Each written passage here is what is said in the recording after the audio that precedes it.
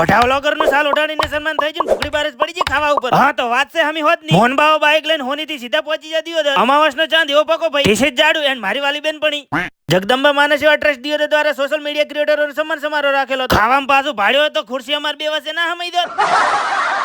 This is ફુલાવર જ્યાં નથી ખબર ની. આ બાજુ જેવું કોક નું સન્માન થાય એવી મારી બેન પણી જોર જોર થી તાળી પાડે. ખબર તો પડી જો ને અમે બેઠા હતા. ફેરો માથે ના પડવો જોઈએ.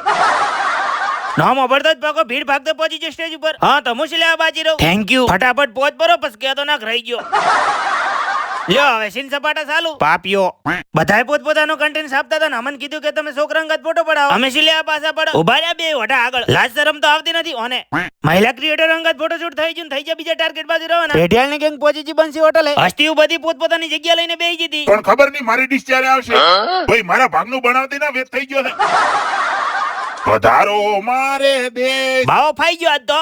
થાળીમાં ભોજન આયોજન ભગવાનને ધરાવવાની જગ્યાએ સ્નેપચેટ ને ધરાઈ દીધું. બકા માર ભાઈ સેલિબ્રિટીઓ ભેળો બેઠો હતા ને તો સેલિબ્રિટી જેવું રાખ શું મન ભાવે હું હેડવા બેહી ગયો છે. જમવાનો પ્રોગ્રામ ડન થઈ ગયો ને ભાઈબંધોને કહી દીધું બાય બાય. જાડુભાઈ તમારે છે ને હવા ફરે એવી જગ્યા રાખવાની થોડી. હારો હેડો લાઈક ને ફોલો કરતા જો.